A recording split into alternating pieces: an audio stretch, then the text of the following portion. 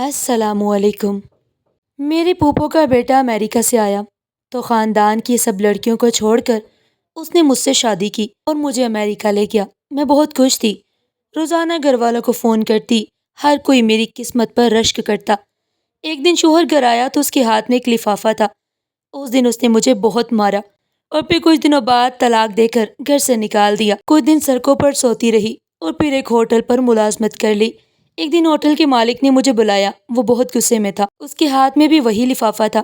میرا تو کلیجہ منہ کو ہی آ گیا جب مالک نے میری شادی فیاض سے ہوئی، وہ میری پھوپھو کا بیٹا تھا۔ مجھے یقین تھا کہ میری زندگی اب خوشیوں سے بھر جائے گی، خاص طور پر جب یہ طے ہوا کہ وہ شادی کے بعد مجھے امریکہ لے جائے گا۔ شادی کے بعد اس نے اپنا وعدہ پورا کر کے دکھایا۔ میرا پاسپورٹ، کاغذات وغیرہ سب کچھ تیار ہو چکے تھے اور پھر وہ دن بھی آ گیا جب ہم اپنے والدین اور بہن بھائیوں کو الوداع کہہ کر ہوائی جہاز میں بیٹھ کے میں نے اپنے مستقبل کے بارے میں بہت کچھ سوچا تھا۔ ایک خوبصورت گھر، پیار کرنے والا شوہر اور ایک پرسکون زندگی، مگر مجھے نہیں پتا تھا کہ یہ خواب کتنی جلدی ایک بھیانک حقیقت میں بدل جائیں گے۔ امریکہ پہنچنے کے بعد شروع کے دن تو بہت اچھے گزرے۔ فیاض مجھے روز سیر کروانے کے لیے لے جاتے، مگر روز گھر والوں کو فون کرتی، سب میری قسمت پر رشک کرتے۔ ایک روز فیاض کام سے لوٹے تو ان کے ہاتھ میں ایک لفافہ تھا۔ وہ بہت غصے میں تھے، بلا وجہ مجھے گالیاں دینے لگے اور جھگڑا شروع کر دیا۔ جب میں نے وجہ پوچھی تو مجھے تھپڑ مار کر چپ کروا دیا۔ بس اس دن سے ان کا رویہ بدل گیا، وہ مجھ پر شک کرنے لگے، میرا گھر سے نکلنا تک بند کر دیا۔ روزانہ میرا فون چیک کرتے، سب میسیجز پڑھتے اور پھر ایک دن انہوں نے میرے بیگ سے میرا پاسپورٹ اٹھا کر اپنے قبضے میں لے لیا۔ اس دن مجھے ایک عجیب سا ڈر محسوس ہوا، جیسے کسی نے میرے پر کاٹ دیے ہوں۔ میری خوشیوں سے بری زندگی قید خانے میں بدل گئی۔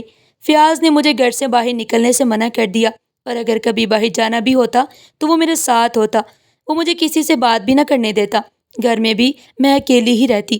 اس نے مجھے کسی سے ملنے جلنے کی اجازت نہیں دی، نہ ہی کسی دوست سے، نہ ہی رشتہ دار سے۔ میرے والدین سے بھی میری بات چیت بہت کم ہو گئی۔ اس نے مجھے ہر طرح سے اکیلا کر دیا تھا۔ جسمانی تشدد کا آغاز آہستہ آہستہ ہوا، پہلے ہلکے تھپڑ، پھر دھکے، اور پھر یہ روز کا معمول بن گیا۔ میں اندر ہی اندر ٹوٹ رہی تھی، میری روح زخمی ہو رہی تھی، مگر میں نے ہار نہیں مانی۔ میں نے اپنے آپ سے وعدہ کیا کہ میں زندہ رہوں گی، میں اس ظلم کے سامنے نہیں جھکوں گی۔ ہر ظلم، ہر آنسو مجھے مزید مضبوط بنا رہا تھا۔ میں آئینے میں دیکھتی اور خود سے کہتی کہ الشبا، تم ہار نہیں مانو گی، تم زندہ رہو گی۔ ہر رات میں چپ چپ کر روتی، اپنے ماضی کے خوبصورت دنوں کو یاد کرتی جب میں آزاد تھی، اپنے فیصلے میں خود کرتی تھی۔ اب میری زندگی کا ہر پل فیاض کے رحم و کرم پر تھا۔ میں ایک پنجرے میں بند پرندے کی طرح پھڑ پھڑا رہی تھی، مگر اڑ نہیں سکتی تھی۔ اس نے مجھے مکمل طور پر اپنے کنٹرول میں لے لیا۔ میرا کوئی دوست نہیں تھا، کوئی سہارا نہیں تھا، اور میں کسی سے اپنی حالت بیان بھی نہیں کر سکتی تھی۔ اس نے مجھے دھمکایا تھا کہ اگر میں نے کسی کو کچھ بتایا تو وہ میرے خاندان کو نقصان پہنچائے گا۔ یہ دھمکی میرے لیے سب سے بڑا خوف تھی۔ میں اپنے والدین کے لیے، اپنے بہن بھائیوں کے لیے خاموش رہی۔ میں نے کئی دفعہ بھاگنے کی بھی کوشش کی، مگر وہ ہمیشہ ناکام رہی۔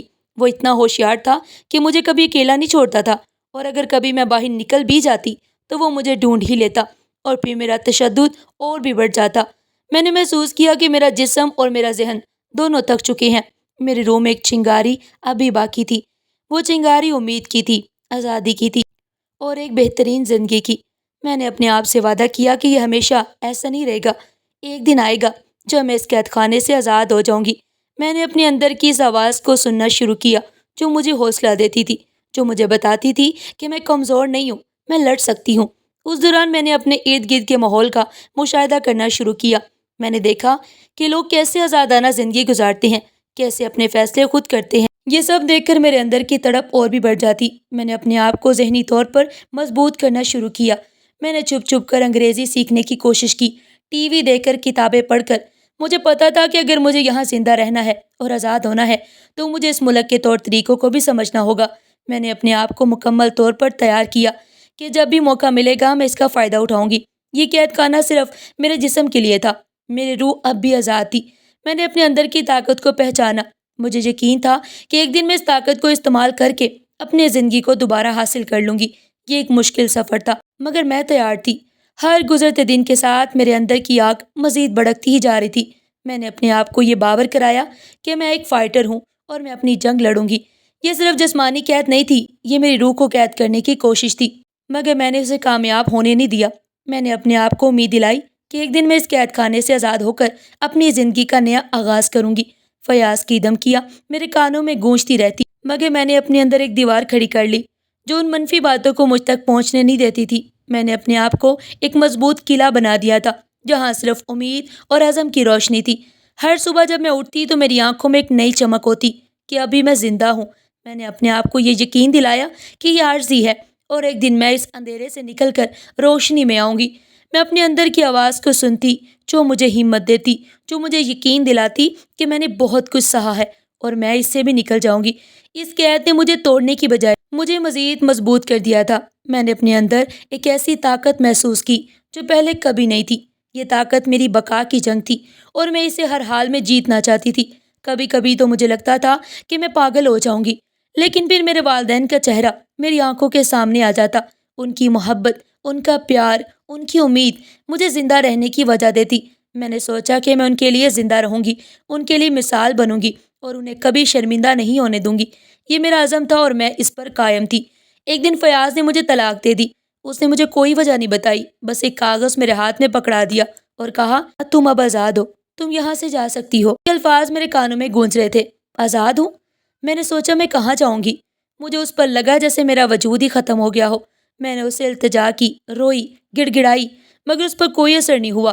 اس نے مجھے گھر سے دھکے مار کر نکال دیا، بنا کسی چیز کے۔ صرف میرے جسم پر جو کپڑے تھے وہی میرے ساتھ تھے۔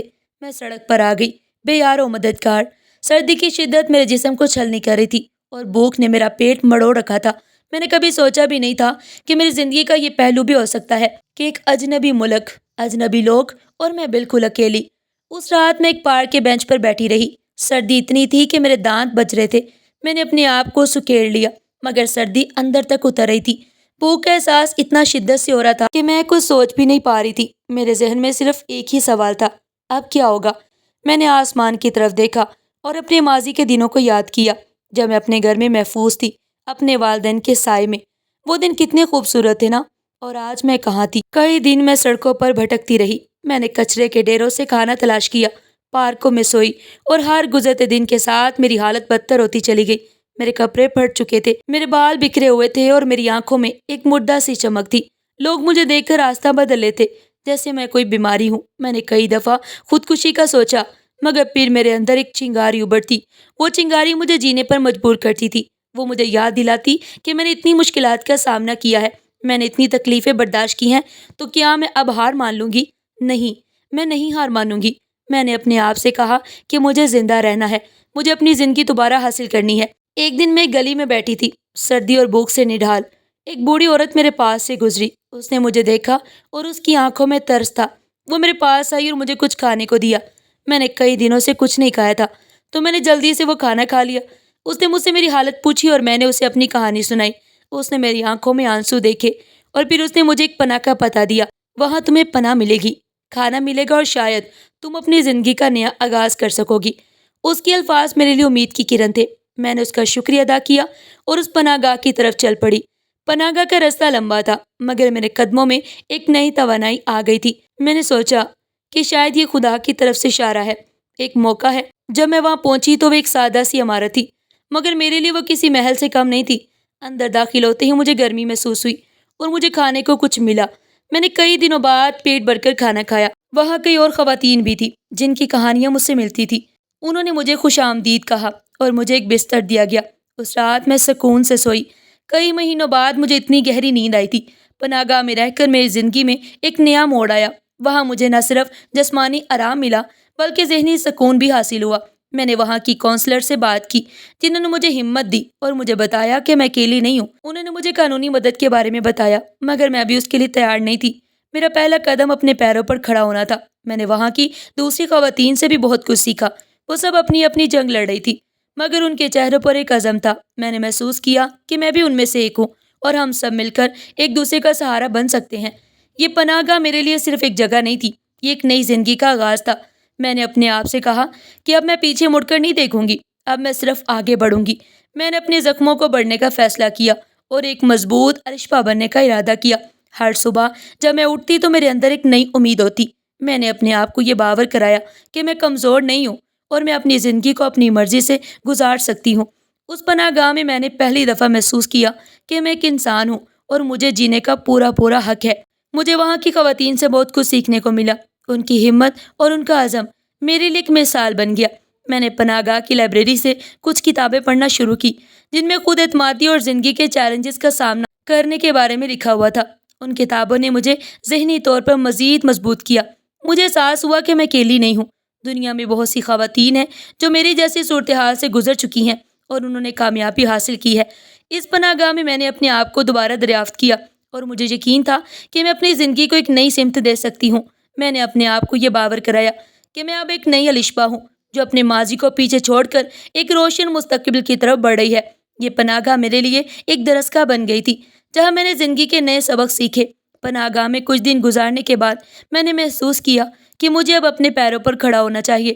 وہاں کی کونسلرز نے میری بھرپور مدد کی۔ انہوں نے مجھے نوکری تلاش کرنے میں میری رہنمائی کی۔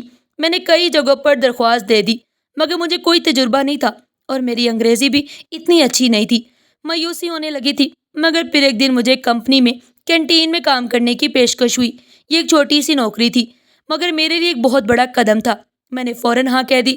مجھے پتا تھا کہ یہ آسان نہیں ہوگا مگر میں کسی بھی چیلنج کا سامنا کرنے کے لیے تیار تھی۔ کینٹین میں میرا کام بہت محنت والا تھا۔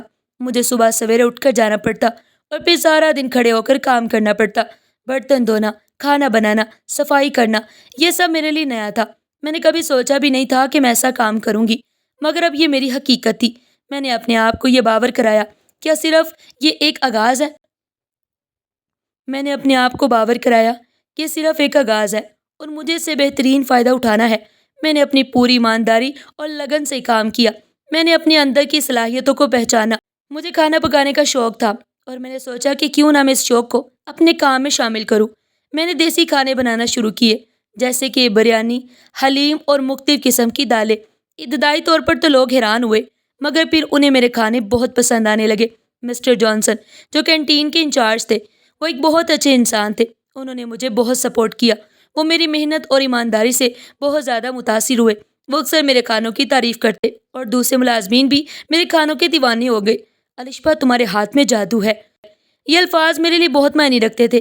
یہ مجھے حوصلہ دیتے ہیں کہ میں کچھ کر سکتی ہوں۔ کینٹین کی نوکری نے مجھے ایک پہچان دی۔ لوگ مجھے دیسی کھانے والی الشبا کے نام سے جاننے لگے۔ یہ ایک بہت ہی خوشگوار احساس تھا کہ لوگ میری محنت کو سراہ رہے ہیں۔ زندگی میں تھوڑی سی روشنی آنے لگی تھی۔ میں نے پناہ گاہ چھوڑ کر ایک چھوٹے سے کمرے میں رہنا شروع کر دیا۔ اپنی کمائی سے میں اپنی ضروریات پوری کرتی تھی اور کچھ پیسے بچا بھی لیتی تھی۔ میں نے اپنے آپ کو بہتر محسوس کرنا شروع کیا۔ میں اب اکیلی نہیں تھی۔ میرے پاس کام تھا اور میرے ارد گرد اچھے لوگ تھے مگر دل میں ڈر اب بھی باقی تھا۔ فیاض کا ڈر، اس کی یادیں اور اس کے دیے ہوئے زخم مجھے کبھی کبھی بے چین کر دیتے تھے۔ راتوں کو میں سو نہیں پاتی تھی اور اس کے تشدد کے مناظر میری آنکھوں کے سامنے سے جاتے نہیں تھے۔ میں نے اپنے آپ کو یہ باور کرایا کہ وہ اب میرے ماضی کا حصہ ہے اور مجھے اس سے آگے بڑھنا ہے۔ میں نے اپنی انگریزی بہتر بنانے کے لیے بھی کوششیں شروع کر دی۔ میں کینٹین میں لوگوں سے باتیں کرتی ہوں، ان کی باتیں سنتی اور خود بھی بولنے کی کوشش کرتی۔ میں نے کچھ کتابیں بھی پڑھنا شروع کی تاکہ میری وکیبلری بہتر ہو سکے۔ مجھے پتا تھا کہ اگر مجھے اس ملک میں ترقی کرنی ہے تو مجھے زبان پر عبور حاصل کرنا ہوگا۔ میں نے اپنے آپ کو ایک نیا مقصد دیا اور میں اس مقصد کو حاصل کرنے کے لیے پوری جدوجہد کر رہی تھی۔ کینٹین کی نوکری میرے لیے صرف ایک ذریعہ معاش نہیں تھی، یہ میرے لیے ایک نیا آغاز تھا، ایک ایسا قدم جس نے مجھے اپنی زندگی کی ڈور اپنے ہاتھ میں لینے کا موقع دیا۔ میں نے محسوس کیا کہ میں اب کمزور نہیں ہوں، میں ایک مضبوط عورت بن رہی ہوں جو اپنے خوابوں کو پورا کرنے کے لیے کسی بھی مشکلات کا سامنا کر سکتی ہے۔ ہر صبح جب میں اٹھتی تو میرے اندر ایک نئی توانائی ہوتی۔ میں نے اپنے آپ کو یہ باور کرایا کہ میں اب ایک آزاد عورت ہوں اور مجھے اپنی زندگی کو اپنی مرضی سے گزارنے کا حق ہے۔ میں نے اپنے آپ کو یہ بھی باور کرایا کہ میں اب کسی کے رحم و کرم پر نہیں ہوں بلکہ اپنی قسمت خود لکھ سکتی ہوں۔ کینٹین کے کام نے مجھے نہ صرف مالی طور پر مستحکم کیا بلکہ مجھے لوگوں سے جڑنے کا موقع بھی دیا۔ میں نے محسوس کیا کہ چھوٹی چھوٹی کامیابیاں مجھے مزید بڑی منزلوں کی طرف لے جا رہی ہیں۔ میرے دل میں ایک نئی امید پیدا ہو چکی تھی اور میں اپنے مستقبل کے بارے میں مثبت سوچنے لگی تھی۔ میں نے اپنے آپ کو یہ باور کرایا کہ میں اب ایک نئی الشبا ہوں جو اپنے ماضی کو پیچھے چھوڑ کر ایک روشن مستقبل کی طرف بڑھ رہی ہے۔ میں نے اپنے آپ کو مزید بہتر بنانے کے لیے آن لائن کورسز بھی شروع کیے، خاص طور پر کمپیوٹر اور کمیونیکیشن سکلز کے بارے میں۔ مجھے پتا تھا کہ یہ ہنر مجھے آگے بڑھنے میں مدد دیں گے۔ میں ہر روز کچھ نیا سیکھنے کی کوشش کرتی تاکہ اپنی صلاحیتوں کو مزید نکھار سکوں۔ میرے اندر ایک لگن پیدا ہو چکی تھی اور میں اپنے آپ کو ایک کامیاب انسان کے طور پر دیکھنا چاہتی تھی۔ کینٹین میں کام کرتے ہوئے مجھے کئی مہینے گزر چکے تھے۔ میری زندگی ایک معمول پر آ چکی تھی، صبح اٹھنا، کام پر جانا اور پھر واپس آ کر آرام کرنا۔ میں نے اپنے آپ کو اس میں ایک سکون محسوس ہوتا دیکھا۔ میں اپنے کام میں ماہر ہو چکی تھی اور میری بنائی ہوئی ڈشز کمپنی کے ملازمین میں بے حد مقبول تھی۔ مسٹر جانسن بھی مجھ پر بہت بھروسہ کرتے اور مجھے اکثر نئے کھانے بنانے کی آزادی دیتے۔ میری زندگی میں ایک ٹھہراؤ آ گیا تھا اور میں ماضی کے زخموں کو بڑھنے کی کوشش کر رہی تھی۔ ایک دن جب میں کینٹین میں روز کی طرح کام کر رہی تھی تو میں نے دیکھا کہ ایک نیا شخص کینٹین میں داخل ہوا۔ وہ بہت ہی باوقار شخصیت کا مالک تھا۔ اس کی چال میں خاص قسم کا اعتماد تھا اور اس کی آنکھوں میں گہرائی۔ وہ سیدھا مسٹر جانسن کے پاس آیا اور ان سے بات کرنے لگا۔ مسٹر جانسن نے انہیں مسٹر ہینری کے نام سے پکارا اور مجھے بعد میں پتہ چلا کہ وہ تو کمپنی کے CEO تھے۔ ان کی موجودگی نے مجھے بے چین کر دیا۔ میں نے انہیں پہلی دفعہ دیکھا تھا مگر مجھے لگا کہ جیسے میں انہیں پہلے سے جانتی ہوں۔ مسٹر ہینری اکثر کینٹین میں آنے لگے۔ وہ کبھی اکیلے آتے، کبھی اپنے ساتھ دوسرے افسران کو بھی لاتے۔ میں نے نوٹ کیا کہ وہ مجھے بار بار دیکھتے تھے۔ ان کی نظر مجھ پر پڑتی اور مجھے ایک عجیب سی گھبراہٹ محسوس ہوتی۔ وہ کچھ کہتے نہیں تھے، بس دیکھتے ہی رہتے۔ مجھے ان کی نظروں میں ایک تجسس محسوس ہوتا، جیسے وہ مجھے پہچاننے کی کوشش کر رہے ہوں۔ میں نے سوچا کہ شاید وہ میری دیسی کھانوں کی وجہ سے مجھے دیکھ رہے ہیں، مگر ان کی نظروں میں کچھ الگ تھا، کچھ ایسا جو مجھے بہت پریشان کر رہا تھا۔ میرے دل میں ایک شک پیدا ہونے لگا، کیا وہ فیاض کے بارے میں کچھ جانتے ہیں؟ کیا وہ مجھے اس کے کہنے پر دیکھ رہے ہیں؟ میرے ماضی کے ڈر ایک بار پھر سر اٹھانے لگے۔ میں نے اپنے آپ کو یہ یقین دلایا کہ یہ صرف میرا وہم ہے، مگر ان کی موجودگی مجھے مسلسل بے چین رکھتی تھی۔ میں نے کوشش کی کہ میں ان سے نظر نہ ملاؤں، مگر وہ ہر بار میری طرف ہی دیکھتے۔ ان کی آنکھوں میں ایک نرمی تھی، مگر مجھے اس نرمی میں بھی ایک سوال نظر آتا تھا۔ میں نے اپنے آپ کو یہ سمجھایا کہ میں اب ایک آزاد عورت ہوں اور مجھے کسی سے بھی ڈرنے کی کوئی ضرورت نہیں، مگر میرے اندر کا ڈر اب بھی باقی تھا۔ میں نے اپنے آپ کو کام میں مصروف رکھا کہ میں ان کے بارے میں زیادہ نہ سوچوں، مگر ان کی تصویر میرے ذہن سے ہٹتی ہی نہیں تھی۔ میں نے مسٹر جانسن سے ان کے بارے میں پوچھا تو انہوں نے بتایا کہ مسٹر ہینری ایک بہت ہی کامیاب اور نیک دل انسان ہے۔ وہ اپنی کمپنی کے ملازمین کا بہت خیال رکھتے ہیں۔ ان کی باتیں سن کر مجھے تھوڑا سکون ملا، مگر میرا شک مکمل طور پر ختم نہیں ہوا۔ میں نے سوچا کہ اگر وہ واقعی فیاض کے بارے میں کچھ جانتے ہیں تو کیا وہ مجھے نقصان پہنچائیں گے یا پھر وہ میری مدد کریں گے؟ یہ سوالات میرے ذہن میں گھومتے رہتے۔ میں نے اپنے آپ کو مضبوط کرنے کا فیصلہ کیا۔ میں نے سوچا کہ اگر وہ واقعی فیاض کے بارے میں کچھ جانتے ہیں تو مجھے ان کا سامنا کرنا پڑے گا۔ میں اب وہ کمزور الشبا نہیں تھی جو کسی کے ظلم کے سامنے جھک جائے۔ میں نے اپنے اندر کی طاقت کو دوبارہ جگایا کہ میں کسی بھی صورتحال کا سامنا کرنے کے لیے تیار ہوں۔ مسٹر ہینری کی موجودگی میں زندگی میں ایک نیا موڑ لے آیا۔ مسٹر ہینری کی موجودگی میری زندگی میں ایک نیا موڑ لے آیا تھا۔ مجھے نہیں پتا کہ یہ موڑ مجھے کہاں لے جائے گا، مگر میں تیار تھی۔ میں نے اپنے آپ کو یہ سمجھایا کہ میں اب ایک آزاد عورت ہوں اور مجھے اپنے فیصلے خود کرنے ہیں۔ یہ ایک نیا چیلنج تھا اور میں نے اس چیلنج کا سامنا کرنے کے لیے پوری طرح خود کو تیار کیا تھا۔ ہر گزرتے دن کے ساتھ ان کی خاموش نگاہیں ایک کہانی سنا رہی تھی جسے میں سمجھنے کی کوشش کر رہی تھی۔ کبھی کبھی تو مجھے لگتا کہ وہ مجھے ہمدردی سے دیکھ رہے ہیں اور کبھی کبھی ان کی نظروں میں گہری سوچ نظر آتی۔ یہ سب مجھے بے چین کر رہا تھا، مگر ساتھ ہی ساتھ ایک عجیب سی امید بھی دل میں پیدا ہو رہی تھی۔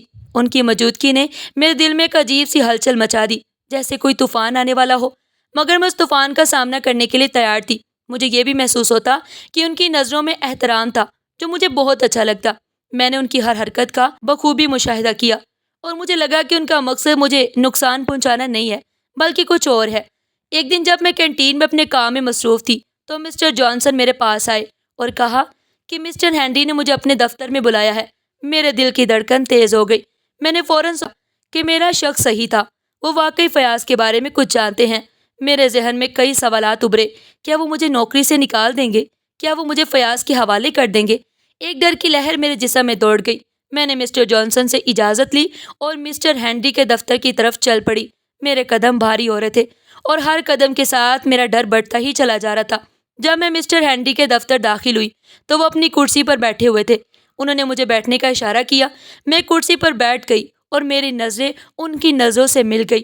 ان کی آنکھوں میں ایک عجیب سی چمک تھی جو مجھے سمجھ نہیں آ رہی تھی۔ انہوں نے مسکراتے ہوئے کہا، الشبا، میں تم سے کچھ بات کرنا چاہتا ہوں۔ میں نے سر ہلایا اور میرے دل کی دھڑکن اور تیز ہو گئی۔ انہوں نے کہا کہ فیاض کا میں پرانا دوست ہوں۔ یہ الفاظ میرے لیے ایک جھٹکا تھا۔ میں نے فوراً سوچا کہ یہ میری زندگی کا سب سے بڑا دن ہے۔ انہوں نے مزید کہا، میں تمہارے حالات سے باخبر تھا۔ مجھے پتا تھا کہ فیاض نے تمہارے ساتھ کیا کیا۔ ان کے الفاظ سن کر میں حیران رہ گئی۔ مجھے یقین نہیں آیا کہ وہ یہ سب کیسے جانتے ہیں۔ انہوں نے بتایا کہ فیاض نے انہیں اپنی کچھ مشکلات کے بارے میں بتایا تھا اور اسی دوران انہوں نے میری حالت کے بارے میں بھی جان لیا۔ انہوں نے کہا، جب انہیں پتا چلا کہ میں اس کمپنی میں کینٹین میں کام کر رہی ہوں تو انہوں نے مجھے جان بوجھ کر نوکری دی تاکہ وہ میری مدد کر سکے۔ ان کے الفاظ سن کر میں شک میں مبتلا ہو گئی۔ کیا یہ سچ تھا؟ کوئی اجنبی آپ کو فائدہ دے گا؟ انہوں نے مسکراتے ہوئے کہا، لشبا، ہر مدد کے پیچھے کوئی فائدہ نہیں ہوتا۔ میں نے تمہاری آنکھوں میں ایک چمک دیکھی، ایک ایسی چمک جو ہار ماننے کو تیار نہیں تھی۔ میں نے تمہاری ہمت اور لگن کو سراہا اور میں نے سوچا کہ تمہیں ایک موقع ملنا چاہیے۔ ان کے الفاظ میرے دل کو چھو گئے۔ میں نے کبھی ہار نہیں مانی۔ میں نے کبھی نہیں سوچا تھا کہ کوئی اجنبی میری اتنی پرواہ کرے گا، مگر پھر بھی میرے دل میں ایک شک باقی تھا۔ میں نے اپنی زندگی میں بہت دھوکے کھائے اور میں کسی پر بھی اتنی آسانی سے یقین نہیں کر سکتی تھی۔ مسٹر ہینری نے محسوس کیا میں ابھی بھی شک میں ہوں۔ انہوں نے کہا، لشبا، میں جانتا ہوں کہ تم نے بہت کچھ برداشت کیا ہے، مگر میں تمہیں یقین دلاتا ہوں کہ میں تمہارا دوست ہوں اور میں تمہاری مدد کرنا چاہتا ہوں۔ انہوں نے مجھے کچھ دستاویزات دکھائیں جن میں فیاض کے بارے میں کچھ معلومات تھی اور یہ بھی لکھا تھا کہ وہ ملک سے باہر جا چکا ہے۔ یہ سب دیکھ کر مجھے تھوڑا سکون ملا۔ میں نے محسوس کیا کہ وہ سچ کہہ رہے ہیں۔ میرے ذہن میں ماضی کی تمام تلخ اور کڑوی یادیں تازہ ہو گئی، مگر ان کا شکریہ ادا کیا اور ان کے دفتر سے باہر آ گئی۔ میرے قدم اب ہلکے تھے اور میرے دل میں ایک عجیب سی خوشی تھی۔ میں نے سوچا کہ شاید خدا نے میری دعائیں سن لی ہیں۔ یہ ایک بہت بڑا انکشاف تھا جس نے میری زندگی کا رخ بدل دیا۔ یہ ایک نیا آغاز تھا، ایک ایسا آغاز جس میں مجھے امید کی روشنی نظر آ رہی تھی۔ میں نے اپنے ماضی کو پیچھے چھوڑ کر آگے بڑھنے کا فیصلہ کیا اور مسٹر ہینری کی مدد سے اپنی زندگی کو دوبارہ تعمیر کرنے کا ارادہ کیا۔ اس پر مجھے لگا کہ میری زندگی میں ایک نیا چیپٹر شروع ہو چکا ہے اور میں اس چیپٹر کو اپنی مرضی سے لکھوں گی۔ میں نے اپنے آپ کو یہ سمجھایا کہ میں اب ایک آزاد عورت ہوں اور مجھے اپنے فیصلے خود کرنے ہیں۔ ان کی باتوں نے میرے دل سے ایک بوجھ اتار دیا۔ مجھے لگا جیسے میں نے ایک لمبے عرصے بعد سچی سانس لی ہو۔ ان کی ہمدردی اور اخلاص نے میرے دل میں ایک جگہ بنا لی اور میں نے پہلی دفعہ محسوس کیا کہ میں واقعی محفوظ ہوں۔ انہوں نے مجھے ایک نئی زندگی کا راستہ دکھایا اور میں اس راستے پر چلنے کے لیے تیار تھی۔ مسٹر ہینری سے ملاقات کے بعد میری زندگی میں ایک نئی تبدیلی آئی۔ میں نے ان پر بھروسہ کرنے کا فیصلہ کیا، اگرچہ میرے دل میں ابھی بھی تھوڑا سا شک باقی تھا، مگر ان کی باتوں میں خلوص تھا اور ان کی آنکھوں میں ایک سچائی۔ میں نے اپنے آپ کو یہ سمجھایا کہ مجھے ایک موقع دینا چاہیے اور مجھے امید تھی کہ یہ موقع میری زندگی کو بہتر بنائے گا۔ مسٹر ہینری نے مجھ سے کہا کہ وہ میرا پاسپورٹ واپس لے آئیں گے۔ یہ الفاظ میرے لیے کسی معجزے سے کم نہیں تھے۔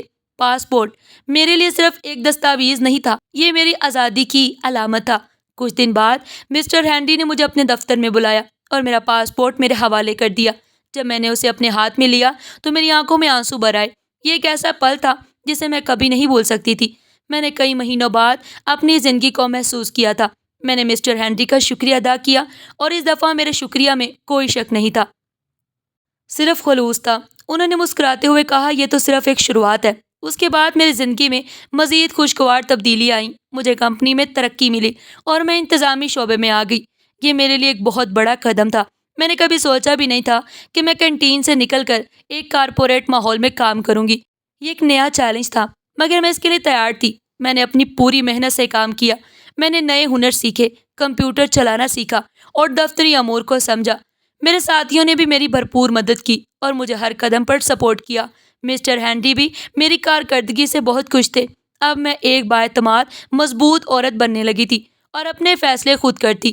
میرے اندر کا ڈر دھیرے دھیرے کم ہونے لگا۔ میں نے اپنے ماضی کے زخموں کو بھرنا شروع کر دیا۔ میں نے محسوس کیا کہ میں اب آزاد ہوں اور میں اپنی زندگی کو اپنی مرضی سے اور اس مقصد کو حاصل کرنے کے لیے پوری طرح پرعزم تھی۔ میں نے اپنے آپ کو تعلیم کے میدان میں بھی آگے بڑھانے کا فیصلہ کیا۔ میں نے شام کی کلاسز لینا شروع کر دیں تاکہ میں اپنی تعلیم مکمل کر سکوں۔ میری زندگی میں اب ایک توازن آ چکا تھا۔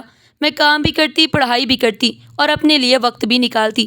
میں نے اپنے آپ کو دوبارہ پہچانا اور مجھے اپنی ذات سے محبت ہونے لگی۔ میں نے محسوس کیا کہ میں اب وہ کمزور الشبہ نہیں ہوں جو ماضی کے سائے میں جیتی تھی۔ میں ایک مضبوط، خود مختار اور بااعتماد عورت بن چکی تھی۔ میرے چہرے پر ایک نئی چمک تھی اور میری آنکھوں میں ایک نیا عزم۔ مسٹر ہینری میری اس تبدیلی سے بہت خوش تھے وہ میری تعریف کرتے اور مجھے مزید آگے بڑھنے کی ترغیب دیتے۔ میں نے اپنے والدین سے بھی رابطہ کیا اور انہیں اپنی حالت کے بارے میں بتایا۔ وہ مجھے دیکھ کر بہت خوش ہوئے۔ انہیں یقین نہیں آیا کہ میں اتنی مضبوط ہو چکی ہوں۔ میں نے انہیں بتایا کہ میں اب محفوظ ہوں اور مجھے کسی چیز کا کوئی ڈر نہیں۔ یہ ایک بہت ہی جذباتی پل تھا جب میں نے اپنے والدین کو دوبارہ دیکھا۔ میں نے انہیں بتایا کہ میں اپنی زندگی کو اپنی مرضی سے گزاروں گی اور میں ان کے لیے فخر کا باعث بنوں گی۔ یہ ایک نیا آغاز تھا، ایک ایسا آغاز جس میں مجھے اپنے خوابوں کو پورا کرنے کا موقع مل رہا تھا۔ میں نے اپنے آپ کو یہ سمجھایا کہ میں اب ایک آزاد عورت ہوں۔ مجھے اپنی زندگی کو اپنی مرضی سے گزارنے کا حق ہے۔ ہر گزرتے دن کے ساتھ میں اپنی کامیابی پر فخر محسوس کرتی اور مجھے یقین تھا کہ میں ایک دن آگے بڑھوں گی۔ میں نے محسوس کیا کہ میں اب کسی بھی مشکل کا سامنا کر سکتی ہوں۔ اب میں صرف اپنے لیے نہیں بلکہ ان تمام خواتین کے لیے بھی ایک مثال بننا چاہتی تھی جو میری جیسی صورتحال سے گزر رہی ہیں۔ مسٹر ہینری اور میرے درمیان ایک خاص رشتہ بن چکا تھا اور وہ میرے لیے صرف ایک باس نہیں بلکہ ایک دوست، ایک رہنما، ایک ہمدرد انسان تھے۔ وہ ہمیشہ میری مدد کرتے اور مجھے ہر قدم پر سپورٹ کرتے۔ میں نے محسوس کیا کہ ان کی موجودگی میری زندگی میں بہت اہمیت رکھتی ہے۔ ان کے ساتھ بات چیت کرتے ہوئے مجھے ایک سکون محسوس ہوتا۔ ایک دن مسٹر ہینری نے مجھے اپنے دفتر میں بلایا۔ میں نے سوچا کہ شاید وہ کسی دفتری کام کے بارے میں بات کرنا چاہتے ہیں، مگر جب میں وہاں پہنچی تو ان کے چہرے پر ایک عجیب سی گھبراہٹ تھی۔ انہوں نے گہری سانس لی اور کہا، میں تم سے کچھ کہنا چاہتا ہوں۔ میں نے ان کی جانب دیکھا۔ میں نے سوچا نہیں تھا کہ وہ مجھ سے ایسی بات کریں گے۔ میں بے چینی میں پڑ گئی۔ میرے ذہن میں کئی سوالات ابھرے۔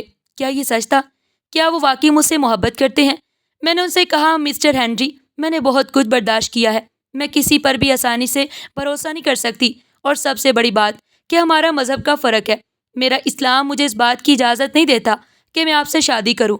انہوں نے میری بات سنی اور کہا، لشبا، میں جانتا ہوں کہ تم نے بہت کچھ برداشت کیا ہے، مگر میں تمہیں یقین دلاتا ہوں کہ میری محبت خالص ہے اور میں تمہیں کبھی دھوکہ نہیں دوں گا۔ میں تمہاری زندگی کو خوشیوں سے بھر دوں گا، اور اگر مذہب کی بات کروں تو میں پہلے اس پر ساری ریسرچ کر چکا ہوں۔ میں اسلام قبول کرنے کے لیے تیار ہوں۔ میں ان کی بات سن کر حیران ہوئی، مگر دل خوشی سے سرشار ہو گیا۔ ان کی آنکھوں میں خلوص تھا جو مجھے قائل کر رہا تھا۔ میں نے اپنی ماضی کے زخموں کو یاد کیا اور مجھے ڈر تھا کہ کہیں میں دوبارہ دھوکہ نہ کھا جاؤں، مگر ان کی باتوں میں ایک سچائی تھی جو مجھے ان پر بھروسہ کرنے پر مجبور کر رہی تھی۔ مسٹر ہینری کی محبت میں نے اپنے آپ کو یہ سمجھایا کہ ہر انسان ایک جیسا نہیں ہوتا اور مجھے ایک موقع دینا چاہیے۔ میں نے محسوس کیا کہ مسٹر ہینری کی محبت مجھے ایک نئی زندگی دے سکتی ہے۔ آخر کار میں نے مسٹر ہینری کی محبت کو تسلیم کرنے کا فیصلہ کر ہی لیا۔ میں ان کے دفتر گئی اور انہیں بتایا کہ میں بھی ان سے محبت کرتی ہوں، اور ان کے چہرے پر ایک خوشی کی لہر دوڑ گئی اور مجھے لگا جیسے میری زندگی میں ایک نیا باب شروع ہو گیا ہو۔ سب سے پہلے ہم وہاں کے ایک امام صاحب کے پاس گئے۔ انہوں نے ہینری کو اسلام قبول کروایا اور انہیں علی کا نام دیا۔ اب وہ ہینری نہیں بلکہ علی تھے، میرے علی۔ پھر ہم نے شادی کرنے کا فیصلہ کیا۔ ہماری شادی ایک سادہ سی تقریب میں ہوئی جس میں ہمارے کچھ قریبی دوست اور خاندان والے شامل تھے۔ میں نے کبھی نہیں سوچا کہ مجھے دوبارہ اتنی خوشی نصیب ہوگی۔ شادی کے بعد میری زندگی مکمل طور پر بدل گئی۔ علی ایک بہت ہی پیار کرنے والے، خیال رکھنے والے شوہر ثابت ہوئے۔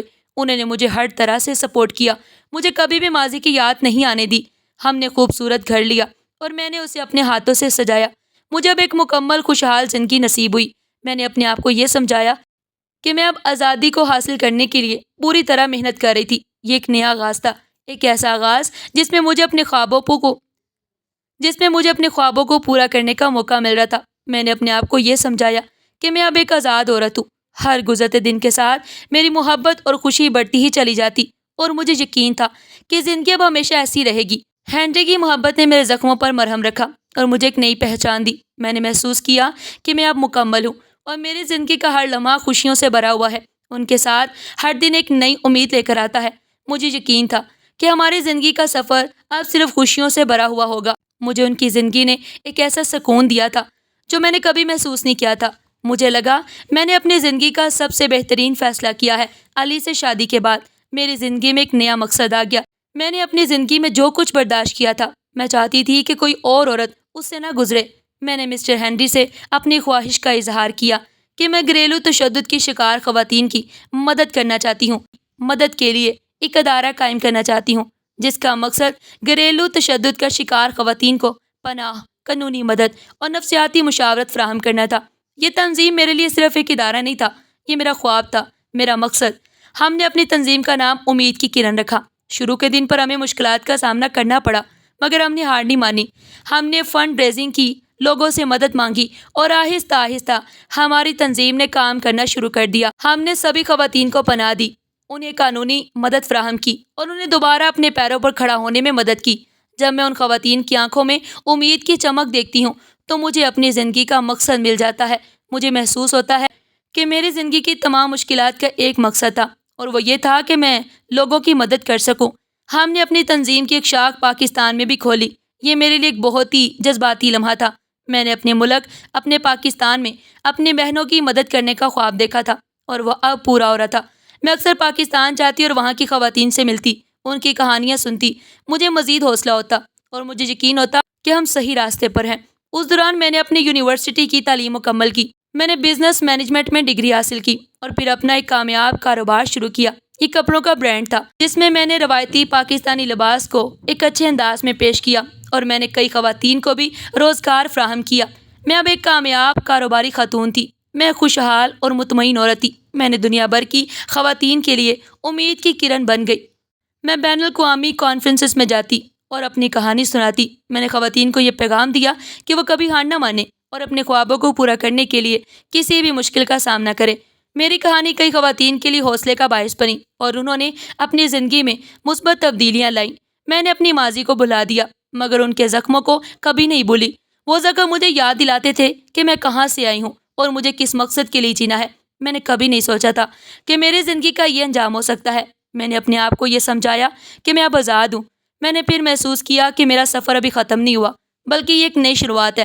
جب میں اپنی کہانی سے دوسروں کو متاثر کروں گی اور انہیں بھی اپنے خوابوں کو پورا کرنے کی ہمت دوں گی۔